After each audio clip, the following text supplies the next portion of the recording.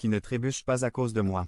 NIV. En d'autres termes, bienheureux est celui qui ne vacille pas dans la foi, celui qui n'abandonne pas, et qui reste fidèle dans son service à Dieu, quelles que soient les circonstances ou la douleur vécue, car à la fin il recevra la récompense.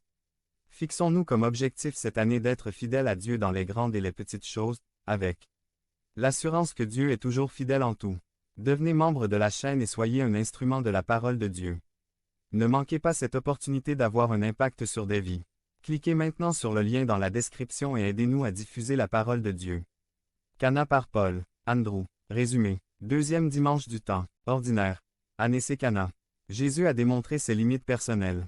C'est ainsi que nous voyons dans l'Évangile d'aujourd'hui qu'il reste légèrement en retrait, comme éloigné de la situation. Il dit à Marie, « Cela ne nous concerne pas, c'est-à-dire. » 563. Que pouvons-nous faire, vous et moi? C'est le problème du petit ami. Mon heure n'est pas encore venue l'heure pour laquelle Dieu m'a appelé à agir. Jésus utilise également des limites dans ses paroles. Il appelle sa mère femme, un terme qui n'est pas utilisé comme un mécanisme de distance mais, au contraire, comme une forme de courtoisie qui, de l'araméen, pourrait se traduire par dame, et comme disent les Colombiens, votre grâce. Jésus l'appelle également femme lorsque, depuis la croix, il dit à Jean 19. 26. Femme, voici ton fils. La femme d'Apocalypse 12. Un est à la fois une personne individuelle. Marie est un symbole collectif. Son Église. Un grand signe apparut dans le ciel. Une femme vêtue du soleil, avec la lune. Sous les pieds et sur la tête une couronne de 12 étoiles. Jetons un coup d'œil aux limites dont Maria est consciente. Elle s'approprie les problèmes des autres. Ils n'ont pas de vin, dit-elle, voyant et sentant que la famille du marié est sur le point de subir l'humiliation. Mais remarquez quelque chose. Le marié, son majordome et les invités ignorent complètement et avec bonheur que le vin est épuisé. Seul Marie, les servantes et, maintenant Jésus, le savent. Cependant, Maria ne devient pas idiote.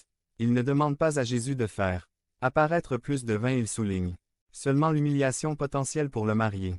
Ce qui précède est la preuve que Marie est une intercesseur.